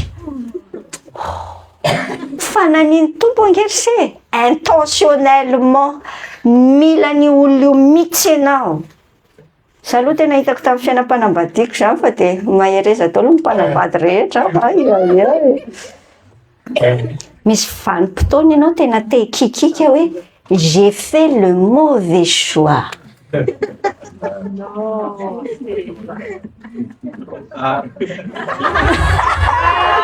tard orsakaiza lazaiko anao fa raha mbola tsy niteny an'izany ianao mbola mety ho tonga any anatin'ny sainao zany fa androany hiteny aminao hoe Andriamanitra tsy nanao mauvais choix ianao tena mety didoanao ny arahanao tamin'ny olona io fa izao Andriamanitra rehefa nanao fifanekena teo anatrehan'Andriamanitra nareo dia nivaliden'Andriamanitra io azonao moa zany nivaliden'Andriamanitra ny fiarahanareo le io dia njika ampiasain'Andriamanitra zato isan-jato mihitsy olona io mila an'io ianao dia izy koa mila anao mahereza andao tsika senao tena haka an'izay hoe zay tiany Jesosy ny manan-danja amiko any moa ao amin'ny tompo mahereza ao amin'ny tompo mahereza ao amin'ny tompo zay tiany Jesosy ny manan-danja amintsika rehefa ao anatina relation raha vao le olona ny jerentsika tena rerakintsika tôt ou tard fa Jesosy jerena dia Jesosy miteny hoe ohatra ny tahaka ny tiavako anareo fa eritrereto ange zany ny occasion impiry ny tompo afaka miteny hoe leo an'io tiana kely io leo fa grave raha nteny raha tena taona soa hafa tsy mety miteny an'izany amiko mihitsy ny tompo dia hoy ny tompo hoe zay mihitsy tiana le teneninao amin'io koa any zay tiany Jesosy ve ny manan-danja amintsika mity ny hafa ohatra ny itiavan'i Jesosy azy ve tsika zay nge le fenitra raha afaka hoe tsy mifenitra tsika hainao moa zany mifenitra ny Jesosy zany fitiavana tsy miankina amin'ny filininanao anatinao ao lazaiko anao fa ny filinina amin'ny fotoana rehetra manao ambony ambany io misy fotoana ianao anniversaire anao dia nivitanany tena peratra tonga dia misy diamant misy je t'aime mon cœur fa misy fotoana tena mampikikika anao hoe c'est quoi ça fa io tsy miainga amin'izay filininy zay intsony agape ndikany hoe agape égal mitiany zany nge ny itiavan'Andriamanitra atsika agape fa sady agape izy no mifile atsika samy ao anaty terme amin'ny baiboly daholo ataon'Andriamanitra amintsika zany fa ndikany hoe agape dia manapa-kevitra, fanapa-kevitra hikatsaka ny tsara indrindra ho an'le olona. Izany no fitiavana ravako fa sao dia adinonao tsy ianao. Raha ohatra ianao ka mbola vizana dia eritreritra hoe tianaka zangy mitsaly, dia hoy hoe ndana makany amin'ny Jesosy. Ohatran'ny hoe masiaka izany fa ao ampina ianao amin'ny tantanany, ianao ampina entina mbavaka ampaherezana. Fa tsy any amin'ny hoe miandry azy iova. Ovao aloha Jesosy, ovao iova, raha tsy miova io gli. Tsika aloha manapa-kevitra mity an'le olona. Ohatra ny fomba nitiavan'Andriamanitra antsika, mikatsaka ny tsara indrindra ho an'le olona izay tsy tanteraka. Izany ny dika fitiavana agapersea. Mikatsaka ny tsara indrindra ho an'ny olona imparfait. Sady tsy mahay mandray fitiavana le olona no olona misy atao be. Fa zay nefa zany misy rivotra, misy an'zeritrretina rehetra mihitsy. Fa ianao koa nge misy an'zeritrretina rehetra koa. Oravako andao vakina rangahy io lioka toko fahenina io, henonao nge le lioka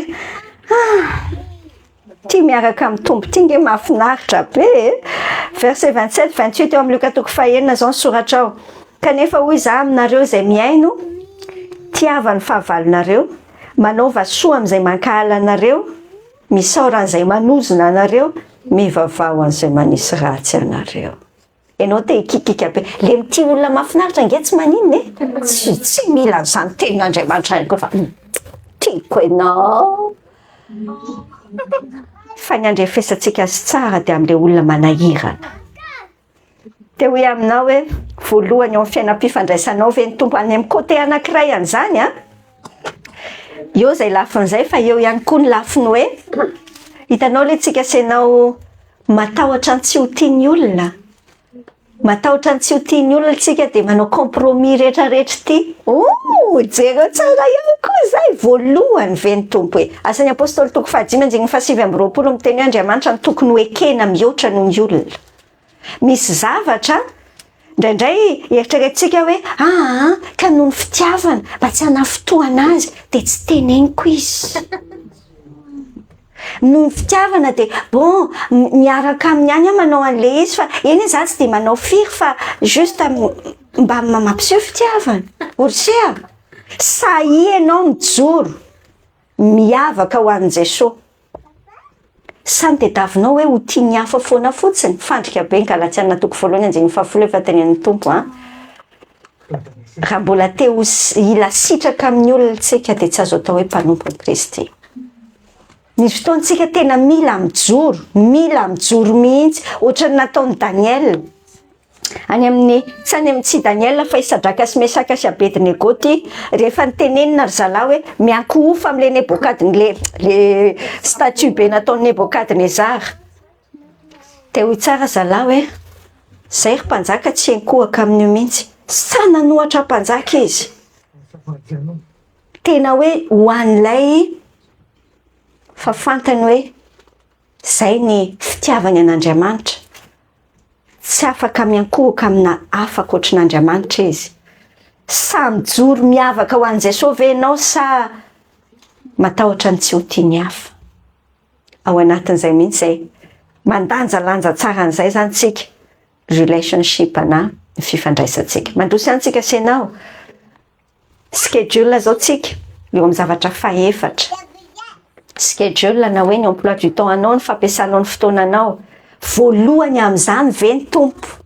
Voalohany amin'ny fampiasanao ny fotoananao ve ny tompo. Ao marika toko voalohany tsika mahita ny exemple an'i Jesosy.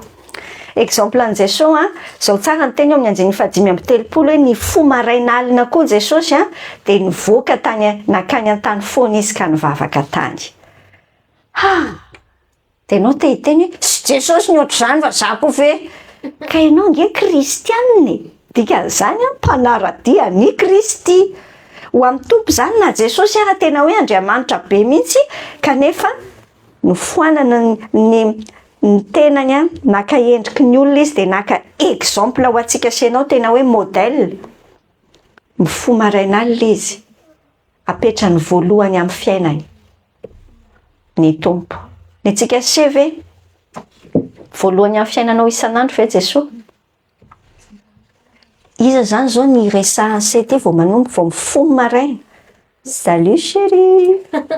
Mety le salut chérie mety efa miara matory aminao le olona fa mety ao anaty vao maraina alaina kely le téléphone, inona tao zao ny mipetsitako tato alina. Orgea voalohany amin'ny fiainanao ve mitombo? Za tena mianatra an'izany, discipline ny tenako amin'izany mihitsy hoe andeha tenin'Andriamanitra aloha ny vakiako, de zay vao mivavaka de mandray ny zavatra, mandeha ny zavatra hafa rehetra. Fantatro moa fa important be mihitsy ny 5 à 10 minutes voalohany amin'ny anao vao mifo iny, tena miantoka be ny tontolo andronao mihitsy iny. Tsy miteniteny foana amin'ny vazaha rehefa miteny aloha hoe se lever d'un mauvais pied. Fa le mauvais pied angeny antsika senao rehefa enao mieritreritra hoe vitanao io mandeha ho azy io, tsisy mandeha ho azy zany de ameny tompo kely ny sonnerie anao, tsy mandeha ho azy. Indraindray tsy maintsy miandry sonnerie foana antsika zay vao oay kay moa mbola tsy. Enao ty ve manokana fotoana ampiarahana amin'Andriamanitra? Zany fomba itenenantsika azy ho ahy. Mampiaraka amin'Andriamanitra, miaraka nareo sy ny tompo rery. Ohatra zao nge de faly be tsika miaraka, tiako be le miaraka en groupe de mahitra tsara. Fa rehefa nareo sy ny tompo rery, inona ankehitriny tantaraiko amin'ny rery io? Orsena miandry an'se mihitsy ny tompo, miandry an'se. Te ampiaraka amin'se izy, te hoe juste hoe nareo roa rery ony, nareo rery. Te hitantarana ny fitiavany anao enao. De enao de izy miandry anao hoe hitantara aminao, hitantara aminy. Indraindray tsika senao vao mizavatra de iny fa manao story, manao alefa daholo ty impression rehetra ty, alefa Insta, tsy haiko daholo ny anaovanao azy. Andriamanitra tsy roviana raha vao partageny amiko zany filinana zany. Mivavaka nge ravako ka tsy hoe resaka protocole fa resaka hoe io na tsy miteny ary ianao tsy misy le teny fa maninona mbola mila mivavaka nefa efa fantatra Andriamanitra.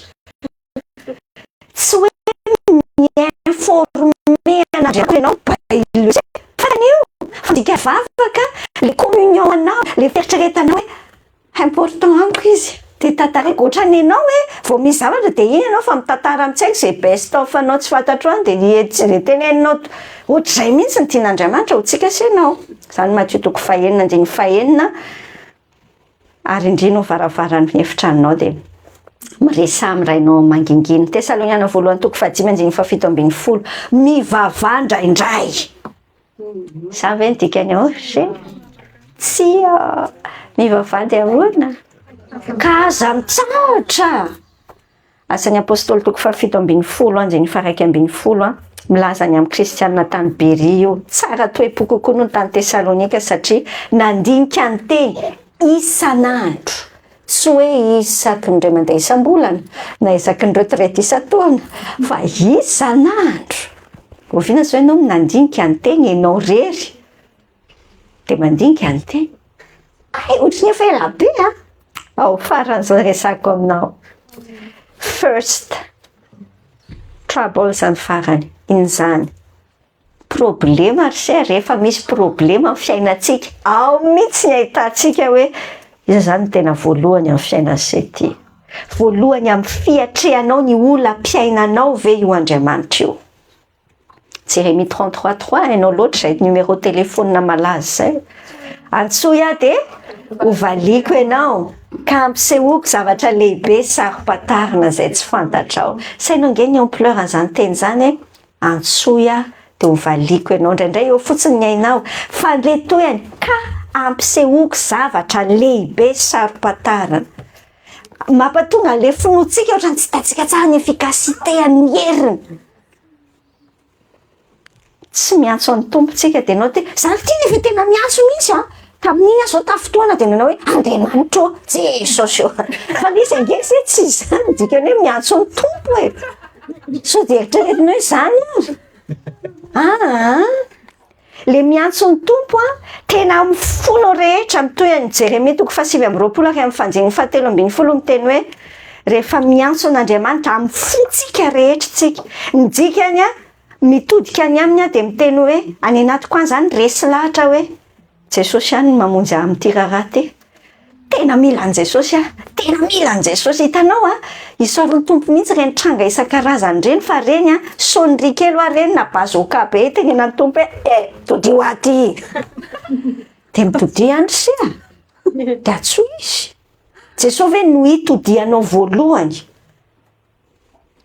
Zao moa zany nahavariana mihitsy ny fandrika atao amin'ny devoly tsy hoe midiabolize ny zavatra rehetra eto tany fa mila jerenao tsara mihitsy hoe misy fandrika ataon'ny fahavalo ohatra zany amin'ny réseaux sociaux io dia ohatrany hoe misy occasion misy zavatra kely foana créen'le mpanao an'le meta Facebook reny na ny ohatr'izany hoe tia indray misy occasion tonga dia afaka partagenao eto ohatr'izao ny anaovana azy dia ohatrany hoe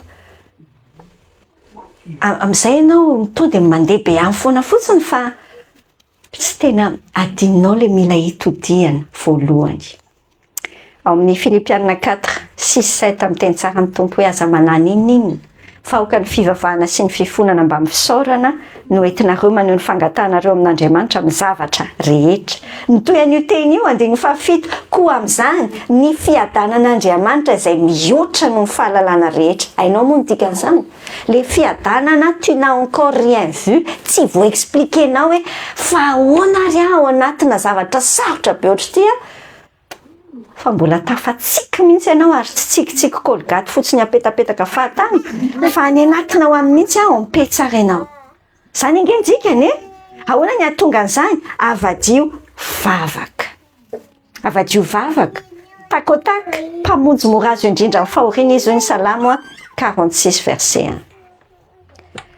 Ndao tsy avelantsika senao hanamafy ny fotsika amin'ny problème fa raraotintsika hitombona ao amin'ny tompontsika. Ohatra na ovy sy atody mahafinaritra be amin'ny sainan'io. Hitanao ny ovy sy atody samy ataovy ao anaty rano mangotraka nge ny atody lasa inona lasa œuf dur, ny ovy ndray lasa inona lasa purée. Afaka raisina tsara amin'ny côté anankiroa le izy aty amin'ny côté anankiray zany manoloana an'le donan'ny fiainana dia hoy aminao hoe avelao himodeler anao tsara mba tsy hahatonga anao lasa mafy fo. Indraindray ny olona vao arakaraky ny andehana le olana ao amin'ny fiainana sa tsy vavaka tsony sao ve ny Andriamanitra ny ohatr'izao dia makatsy makaroa azoko marary be ny aina marary be ny fo fa ndao hitodika any amin'ny tompo dia hoy tsika hoe Jesosy tero fataovy purée dia afaka atao katlesse afaka atao midikany tena modelen'Andriamanitra tsara nahaka an Jesosy nitarehantsika amin'ny fiainantsika. Avelao ny mangotraka hiasa amin'ny fiainantsika fa za hitsokana na mangotraka be ty na tsisy mangatsitsika fa rehefa ary amin'ilay mangatsitsika entin'ny tompo andray le rano mangotraka satria tediavin'ny tompo ho soft tsara ohatra mipata modeler sakaiza ohatran'izay se. Da hoarintsika senao andinika ny tenantsika eo anatrehan'ny tompo first izay le ny zavatra ndraisantsika teo.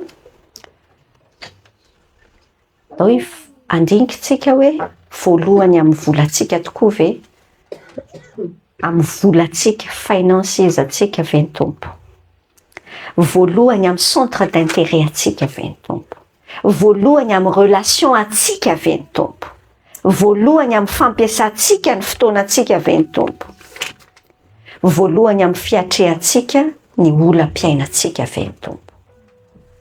Tsy haiko izay zavatra nitenen'ny tompo taminao manokana androany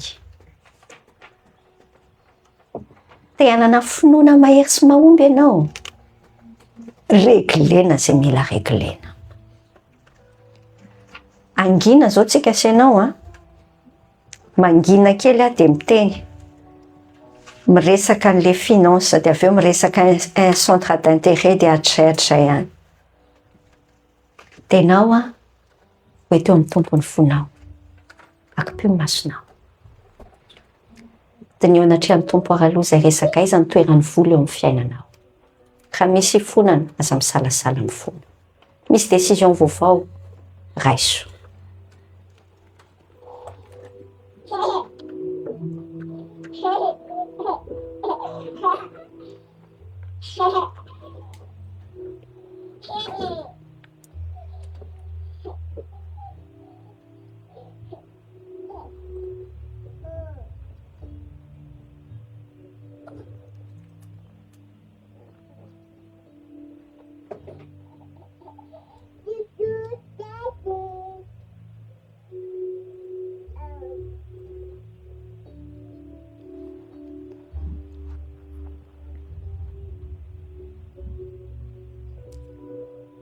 Andriamanitra iray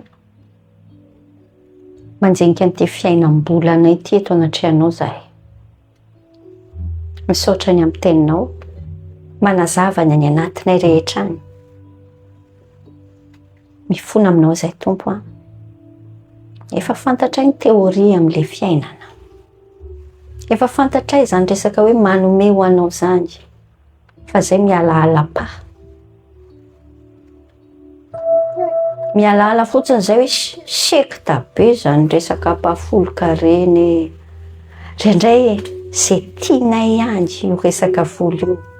Adinay ianao Andriamanitra fa tamin'izay mbola tsy nanana mihitsy dia tena mivavaka mafy. Rehefa nanana indray izay dia adinay ianao fa ampiasainay amin'izay itiavanay azy fotsiny. Hay ve nomenao anay ho amina but précis io vola io. Ampandrosoana ny fanjakanao mifony izay Jesosy. Fa rehefa dinihana tena mivadika mihitsy tokoa ilay izy fa tsy mikatsaka ny fanjakanao izay alohan'ny zavatra rehetra. Ny fanjakanay eto ambonin'ny tany ny katsahanay, ny ambition anay. Mifona aminao izahay. Andriamanitra, izay te hianatra, matahotra anao amin'ny fampiasana ny volanay io. Te hitombo amin'izany fiainam-panajana izany izahay. Mahay manolotra ny voalohany ho anao. Mifaiza mitantana an'izay ho an-tanana. Misaotra Jesosy.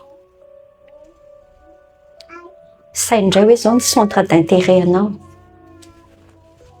Hoe teo amin'ny tompo izany dia regleo amin'ny tompo izay zavatra mila hitsy.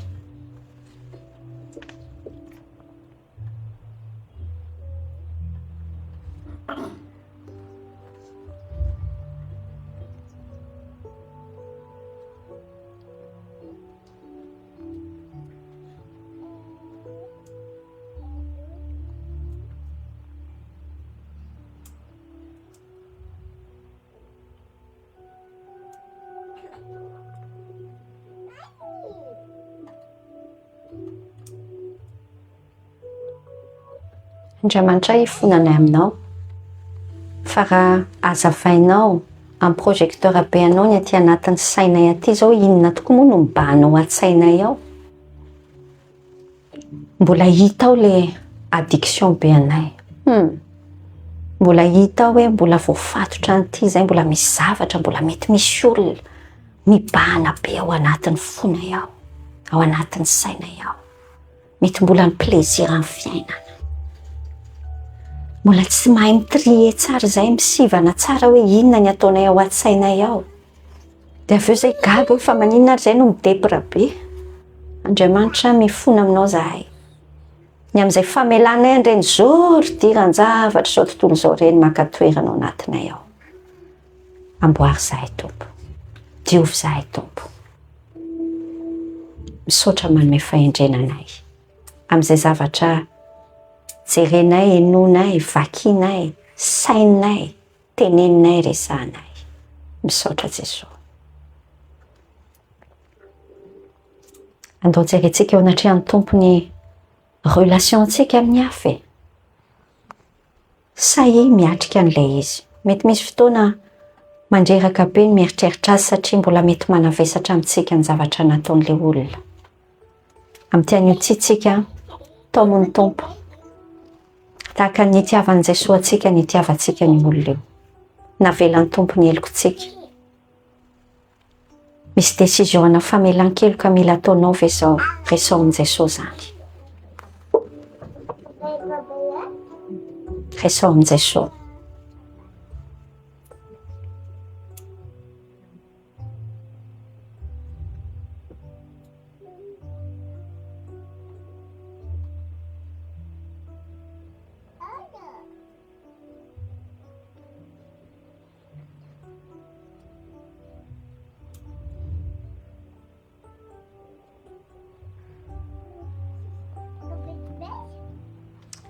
Andriamanitra, rehefa tsy lova ny fahazavanao eo koa zay, asehonao anay hoe à quel point ianao tia anay. Tena menatra mihitsy nge zay Tompo misaina ny fomba hijerenay ny hafa. Mifona aminao zay raha manamarina an'ilay fahatezerana aty anatinay matetika. Manamarina an'ilay fiazonanay an'ilay lolo-po hoe ka izao nge nataony taminay, ka izao hoe. Andriamanitra, mifony zay. Tena miaiky eto anatrianao zay fa tsy mahay mity an'ilay olona sarotra tiavina. Eo zay tsy mahay. Kay andrasanao hipetraka amin'ny toerana voalohany amin'ny fiainanay ianao dia izany ny dikany. Tompo avonjeo zahay. Arsay aty aminay ny fitiavanao aizanay mity an'ilay olona araka ny fomba hitiavanao anay koa. Andriamanitra, mifony zahay. Ny amin'izay mety ho lolo-po voatahirinay ao, ny hatezerana, ny fatafitohinana. Ifonanay aminao koa ny mety tsy fansainay, tsy sazahay. Matahotra tsy ny olona izay Jesosy. Matahotra zahay ny hoahilikilika dia mety mitady sitraka amin'ny olona laladava. Ifonanay aminao zany ary sitrano ny fonay Jesosy, sitrano ny fonay. Misy fotoana nge tena hoe le maratra tena anatinay mahatonga anay ohatran'izany dia ihany mahay manasitrana anay. Jesosy, ifonanay aminao fa tsy tafajoro zahay matetika. Matahotra ny hoe inona no tenenan'ny olona raha mijoro zahay. Matahotra ny i-confronter ny zavatra tsy mety ataon'ny hafa nefa kay tena tianao hiteny an'ilay olona mihitsy zahay. Tompo, mifona aminao ny amin'izany tsy fahasahinay izany. Misaotra Jesosy fa diovina zahay dia afaka manomboka vie relationnel vaovao. Misaotra. Indray, jerentsika hoe manahoana ny fampiasantsika ny fotoanantsika. Jereo anatrian'Andriamanitra voalohany amin'ny fampiasanao ny fotoanany. Fampiasanao ny fotoanany men'Andriamanitra anao ve ianao. Apetraka ao amin'izany ve izy. Voalohany amin'ny fampiasanao ny fotoananao ve Andriamanitra, zay le fanontaniana apetraka ao aminao. Eto amin'ny Tompo fonao.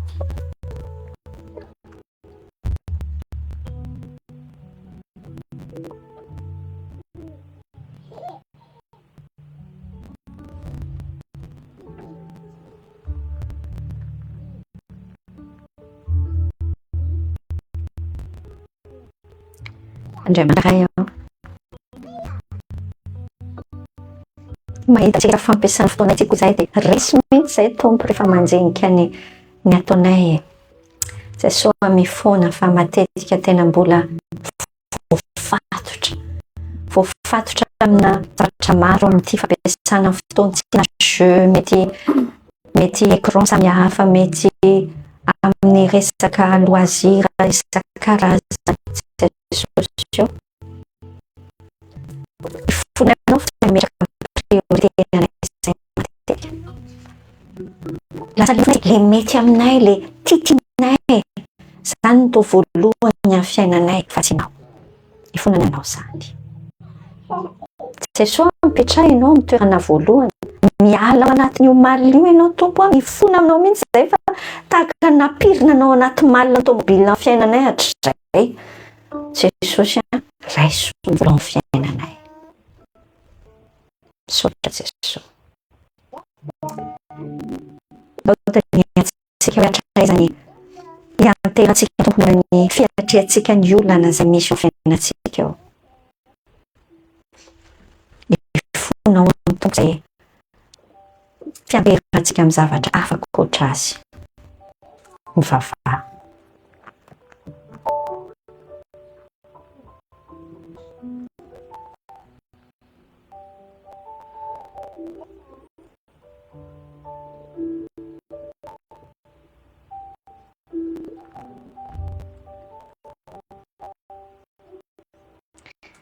Andriamanitra ray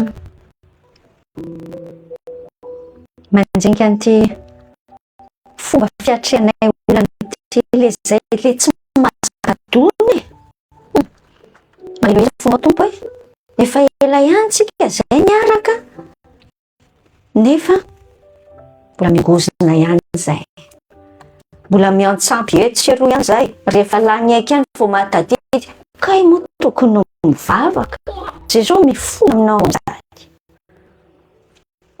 Andriamanitra mifonany aminao mitsanga teoria fotsiny ny fahalalana anao matetika fa tsy raisinay personnel misaotra ny am'izay rehetra avelanao tranga zao amin'ny fiainanay, samy manana ny mitranga fiainana ay moa tsy mitsanga mitrangatranga fahatara tsy mivalidenao tsara ary navelanao hitranga satria hoe mitondra fiadarana fahatsiloza ho anay ary tianao hitondrana anay hamadika ny ovavaka hiantehera hiantsapazana hiatratranao hitenana aminao tsotra hoe tsy manana afaka ohatranao zay.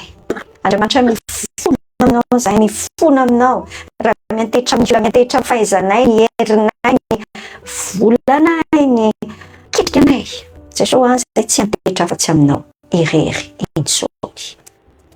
Misaotra tompo amin'izao fotoana sarobidy zao zay ahafahanay maka indray fanapahan-kevitra izany dia rainainao taonay amin'ny anaran'izay ny vavaka. Amen.